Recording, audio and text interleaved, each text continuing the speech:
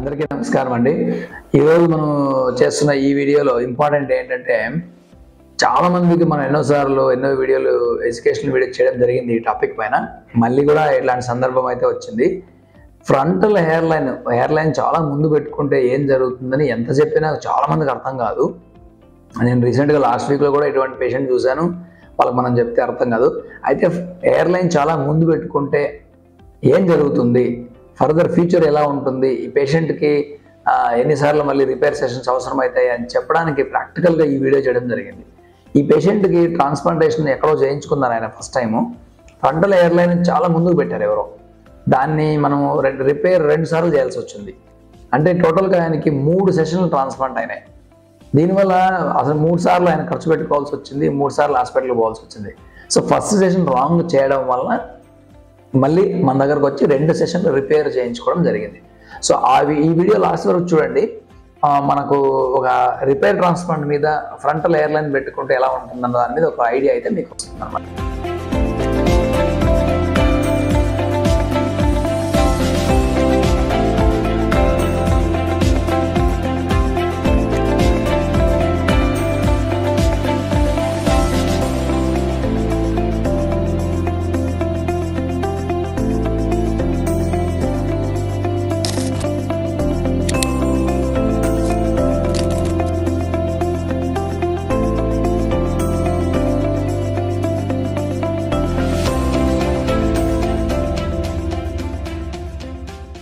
బేసిక్గా ఈ పేషెంట్కి ఏం జరిగిందంటే, ఆయనకు మిడ్ స్కాల్ప్లో పైన డెన్సిటీ తగ్గిపోవడం వల్ల ట్రాన్స్ప్లాంటేషన్ కోసమని ఎక్కడో ఏదో క్లినిక్ వెళ్ళడం జరిగింది.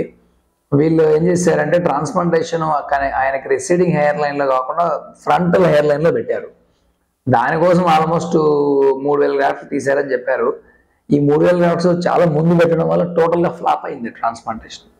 సో అంటే ఏంటి, ఫ్రంటల్ హెయిర్ లైన్ అనేది క్యాలిక్యులేషన్స్ పరంగా కాకుండా ఏదో చేసామనే విదేశంగా అంటే ఏబిసిడి కూడా తెలియకుండా ట్రాన్స్ప్లాంటేషన్ టెక్నిక్స్ గురించి కానీ ఎస్థెటిక్ సర్జరీలో ఉన్న రూల్స్ ప్రకారం కానీ ఏమీ తెలియకుండా చేశారు. సో ఫ్రంటల్ హెయిర్ లైన్ అది పాడైపోయింది అనమాట. పేషెంట్కి ఆల్మోస్ట్ అది అర్థం అవడానికి ఆల్మోస్ట్ 8 months 9 months పడుతుంది. సో ఆయన ఏంటి 1 year తర్వాత నా దగ్గరకు వచ్చాడు, రిపేర్ చేయండి సార్ అని. ఇక్కడ ఏం జరిగిందంటే ఫ్రంట్ సైడ్ ఒక 2 సెంటీమీటర్లు ముందు పెట్టేస్తారు ఎవరో హెయిర్ లైన్. మీకు గమనించవచ్చు ఫొటోస్లో. ఆయనకు పైన హెయిర్ పోతుంటే ఇక్కడ హెయిర్ పెట్టాల్సిన అవసరం ఏముంది? దానికి 2500 3000 గ్రాఫ్ట్లు వేస్ట్ చేయాల్సిన అవసరం ఏముంది? సో పేషెంట్ అయితే టోటల్గా హ్యాపీ. ఎందుకంటే అది బైక్ దూకోవడానికి లేదు, సైడ్ దూకోవడానికి లేదు. ఆ ఫోర్ కూడా ఫ్లాట్ ఫోర్హెడ్ ఆయనకి, అందువల్ల కింద అస్సలు పెట్టకూడదు. ఆ క్యాల్కులేషన్ తెలియకుండా ట్రాన్స్ప్లాంట్ చేయడం అనేది జరిగింది ఇతనికి. ఇదంతా ఏదో జరిగిందంటే ఎక్కడో బడ్జెట్ క్లినిక్ అని పోయినాడు.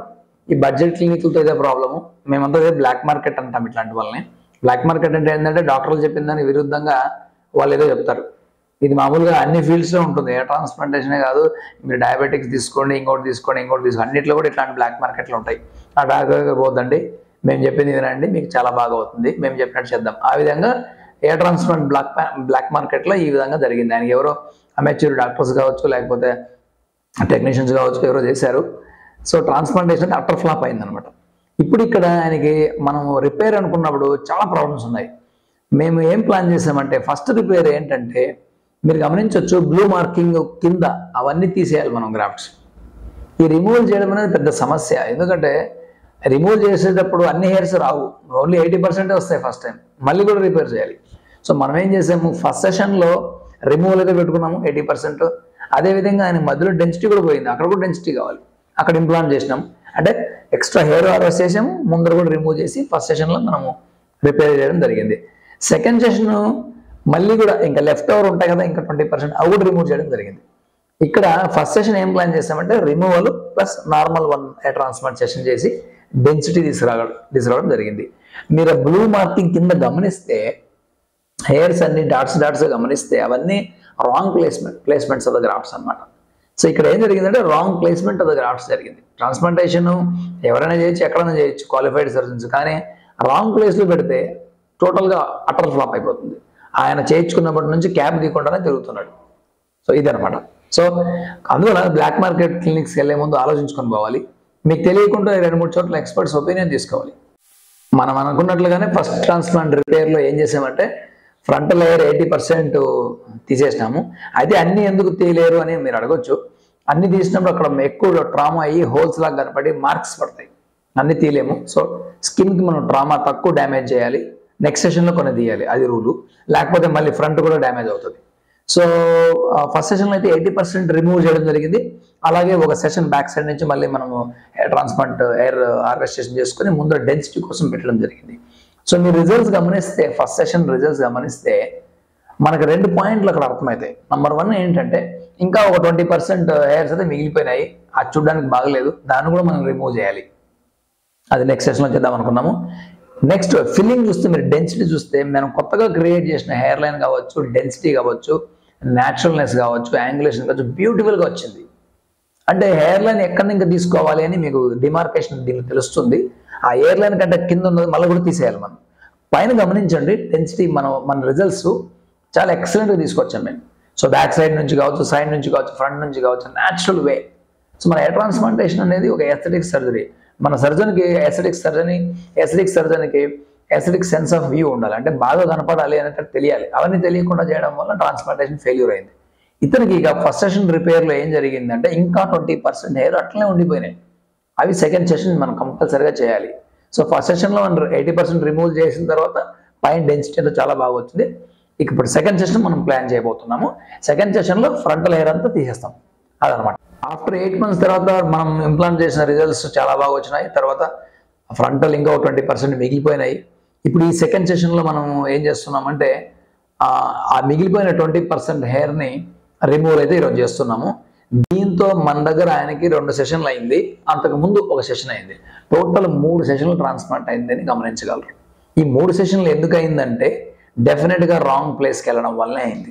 మంచి కేసు, మంచి డోనర్ ఉన్న కేసు ఈ 3 సార్లు చేయాల్సిన అవసరం ఎందుకు వచ్చింది, 3 సార్లు డబ్బులు ఖర్చు పెట్టాల్సిన అవసరం వచ్చిందంటే కారణము జస్ట్ బికాస్ ఈ పర్సన్ రాంగ్ ప్లేస్లో రాంగ్ క్లినిక్లో ట్రాన్స్ప్లాంట్ చేసుకోవడమే కారణం అనమాట. ఇప్పుడు సెకండ్ సెషన్ రిపేర్లో మనం ఏం చేసామంటే ఆ ఫ్రంటల్ హెయిర్ ఉంది కదా 20%, దాన్ని కూడా రిమూవ్ చేసినాం. ఎక్కడో కొన్ని హెయిర్ 1 or 2 ఉంటే ప్రాబబ్లీ ఇంకో 1 year తర్వాత అది కూడా మనం చెక్ చేసిన తర్వాత మోస్ట్లీ ఇంకొన్ని రిమూవల్ కూడా చేయాల్సి రావచ్చేమో.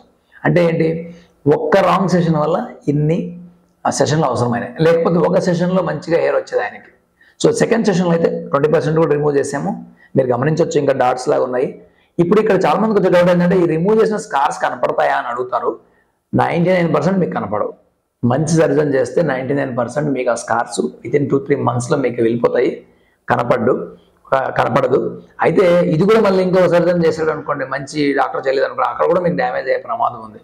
ఈ పేషెంట్లో మీరు ఫస్ట్లో గమనిస్తే డోనర్ కూడా బ్యాడ్గా డ్యామేజ్ చేశారు. సో అందువలన బెస్ట్ సర్జన్ దగ్గర చేసుకోవడం అనేది చాలా ఇంపార్టెంట్ చెప్పడానికి ఈ వీడియో చేయడం జరిగింది అనమాట. కన్క్లూజన్ ఏంటంటే చాలా మంది ట్రాన్స్ప్లాంటేషన్ గురించి మాట్లాడేటప్పుడు ఒక్కటే అడుగుతారు, ఫస్ట్ క్వశ్చన్ కాస్ట్ ఎంత అని అడుగుతారు. ఫొటోస్ పంపించకుండా కొద్దిమంది, లేకుంటే ట్రాన్స్ప్లాంటేషన్ అవసరమో లేదో తెలియకుండా కొద్దిమందికి అసలు ఏం ట్రీట్మెంట్ అవసరమో తెలియకుండా కాస్ట్ అని అడుగుతారు. మీరు కాస్ట్ని అడిగిన వెంటనే మీరు ఒక గుంతలో పడినట్టే లెక్క. ఎందుకంటే చాలా మంది క్లినిక్స్ నీకు సరిపోయే కాస్ట్ చెప్పేసి ట్రాన్స్ప్లాంట్ చేస్తారు, అక్కడ నీకు ట్రాన్స్ప్లాంటేషన్ అవసరమే లేకపోయి ఉండొచ్చు.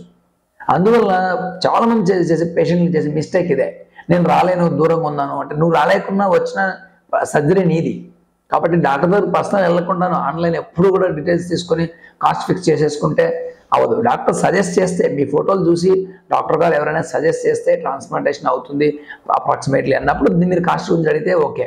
అట్లా కాకుండా జస్ట్ కాస్ట్ కన్స్ట్రెంట్తో మీరు వెళ్ళారనుకోండి, ఏదో గుంతలో పడతారు. ఆ గుంతే బ్లాక్ మార్కెట్ ట్రాన్స్ప్లాంటేషన్. ఇది మన దేశంలోనే కాదు, ఈవెన్ టర్కీలోను, అమెరికాలోను, అన్ని కంట్రీలోనూ ఉంది. కాబట్టి మంచి సర్జన్ దగ్గరికి వెళ్ళడం చాలా ఇంపార్టెంట్. ఇప్పుడు ఇక్కడ ఏం జరిగిందంటే కాస్ట్ తక్కువ అని చెప్పేసి చేసుకోవడం వల్ల వాళ్ళు ఏం చెప్తే అది జస్ట్ ముందర గీసేసి ముందర మార్క్ చేసేసారు. పేషెంట్కి ఐడియా కూడా లేదు. పేషెంట్ ఆలోచించడు, అక్కడ ఇంత కాస్ట్ ఉంది, ఇక్కడ ఇంత కాస్ట్ ఉంది, తక్కువ. మీరు కాస్ట్ చూస్తే మీకు ఎవరైనా ఒక బడ్జెట్ చెప్పారనుకోండి, దానికంటే తక్కువ చేసేవాళ్ళు అన్ని చోట్ల ఉంటారు. అట్లా తక్కువ వెళ్తే లాస్ట్ 0 అయిపోయి ఫ్రీ హాస్పిటల్లో చేసుకోవాలి మీకు రిజల్ట్స్ అయితే రావు. కాబట్టి ఇతను జరిగింది ఏంది, కాస్ట్ ఒకటి చూసుకున్నాడు, పోయాడు, అంతే. టోటల్ అటర్ ఫ్లాప్ అయింది. తర్వాత 2 సెషన్స్కి బెస్ట్ సర్జన్ దగ్గరకు వచ్చి 2 సార్లు పే చేయాల్సి వచ్చింది. మీరు సెకండ్ టైం వెళ్ళినప్పుడు సెకండ్ సర్జన్ దగ్గరికి, బెస్ట్ సర్జన్ దగ్గరికి మీ కాస్ట్ డబుల్ అయిపోతుంది. రెండో అవసరం కూడా రావచ్చు. 3 సార్లు డబ్బులు ఖర్చు పెట్టాడు ఆయన. టైం చాలా ఇంపార్టెంట్. ఎందుకంటే ఎవరు కూడా నీకు ఫ్రీగా జరిగిన తర్వాత. సో ఫస్ట్ సెషన్ రాంగ్ చేయడం వల్ల ఆయన 3 సెషన్లు ట్రాన్స్ప్లాంట్ రావడం జరిగింది. అంటే ఒక రాంగ్ స్టెప్ ఆయనకి 2 సార్లు అన్నెసరీ డబుల్ ఖర్చు అయింది, మళ్ళీ న్యాచురల్నెస్ కూడా పోయింది. కాబట్టి చాలా ఇంపార్టెంట్. చాలా మంది తెలియక ఈ పని చేస్తారు. సో మీ సర్జన్ దగ్గర కూర్చొని ఈ హెయిర్ లైన్ నాకు మ్యాచ్ అవుతుందా లేదా, ఇంకొంతమంది వేరే వాళ్ళు ఫోటో చూపిస్తారు, ఎవరో ఫారినర్ సెలబ్రిటీ ఫోటో చూపించి ఈ విధంగా హెయిర్ కావాలంటారు. ఆయన ఫేస్ వేరే, నీ ఫేస్ వేరే. వై? సో నీ ఫేస్కి ఈ హెయిర్ లైన్ మ్యాచ్ అవుతుందా లేదని మీ సర్జన్ చెప్పగలడు, మీ ఎక్స్పర్ట్ చెప్పగలడు. అప్పుడు మీరు డెసిషన్ తీసుకోండి. అది కొంచెం కిందికో పైకి మనం చేసుకోవచ్చు. అలా కాకుండా జస్ట్ ఫ్రంట్ చేసుకుంటే డిజాస్టర్స్ అవుట్కమ్లో ఎండప్ అయిపోయి డబ్బులు ఖర్చు పెట్టడమే కాకుండా డోనర్ కూడా డ్యామేజ్ అవుతుంది. ఈ పేషెంట్కి లక్కీగా బ్యాక్ సైడ్ డోనర్ ఉంది కాబట్టి మనం రిపేర్ చేయగలిగాం, లేకపోతే రిపేర్ కూడా చేయలేం. సో ఇదంతా డిస్కషన్ ఎవరికంటే, ఎవరు చేస్తే మంచి సర్జన్ దగ్గర చేస్తే ట్రాన్స్ప్లాంటేషన్ రిజల్ట్స్ వస్తాయో వాళ్ళకు కూడా చెడిపోతాయి. కొద్దిమందికి ఎవరు ట్రాన్స్ప్లాంటేషన్ చేయలేరు, అది పక్కన పెట్టేస్తే మనం ట్రాన్స్ప్లాంటేషన్ చేసే రిజల్ట్స్ వచ్చే వాళ్ళకి మంచి సర్జన్ దగ్గర వెళ్ళకపోతే డెఫినెట్గా అటర్ ఫ్లాప్ ట్రాన్స్ప్లాంట్ అయ్యి తర్వాత మీరు 2-3 సెషన్లకి అన్నెసరీ డబ్బులు ఖర్చు పెట్టుకోవాల్సిన పరిస్థితి ఏర్పడుతుంది. కాబట్టి బడ్జెట్ ట్రాన్స్ప్లాంట్ అసలు వెళ్ళొద్దు. కావాలంటే 1 ఇయర్ లేట్ అయిన తర్వాత ట్రాన్స్ప్లాంట్ చేసుకోండి. ఎందుకంటే ఇదేం ఎమర్జెన్సీ సర్జరీ కాదు, ఎలెక్టివ్ సర్జరీ. సో అందువల్ల ఇప్పుడు ఏంది, చాలా మంది కన్జ్యూమబుల్స్ ప్రైస్ కూడా రావు, అంత రేట్కే ట్రాన్స్ప్లాంట్ చేస్తారు చాలా మంది. కన్జ్యూమబుల్స్ ప్రైస్ అంటే ఏంటి? Gloves, injections, needles, blades, team, అంత ప్రైస్ కూడా రాకుండా ట్రాన్స్ప్లాంట్ చేసే క్లినిక్ చాలా ఉన్నాయి మీకు. అంటే అక్కడ క్వాలిటీ ఎలా ఉంటుంది, సేఫ్టీ ఎలా ఉంటుంది మీరు గమనించాలి. కాబట్టి ఇది లైవ్ ఎగ్జాంపుల్. ఇటువంటి ఎంతో మంది పేషెంట్లు నేను చూస్తున్నాను. రిపేర్ చేసి పెడదామని చెప్పాను ఉద్దేశంతో నేను ఏ వీడియో పెట్టినా ఒక రిపేర్ ట్రాన్స్ప్లాంట్ విత్ రిజల్ట్స్ పెడదామనే ఉద్దేశంతో ఈ పేషెంట్ పెట్టడం జరిగింది. కన్సల్టేషన్లో వచ్చే పేషెంట్లు పెడితే డైలీ 4-5 వీడియోలు చేయొచ్చు. ఎందుకంటే నిన్న కూడా నేను అటువంటి పేషెంట్ ఒక ఆయన చూశాను. కాబట్టి ట్రాన్స్ప్లాంటేషన్ క్వాలిటీ చాలా ఇంపార్టెంట్ అనేది మీరు మీ ఫొటోస్ పంపించిన తర్వాత కావచ్చు, కన్సల్టేషన్ అయిన తర్వాత కావచ్చు, మంచి క్లినిక్ దగ్గర మంచి క్లినిక్స్ చాలా ఉన్నాయి, హ్యాపీగా చేసుకోవచ్చు. రిలాక్స్గా చూసుకుని తర్వాత డెసిషన్ తీసుకుంటే డెఫినెట్గా మీ ట్రాన్స్ప్లాంటేషన్ ఇతనిలాగా మీకు అవ్వదని నేను అనుకుంటున్నాను. Thanks for watching our videos.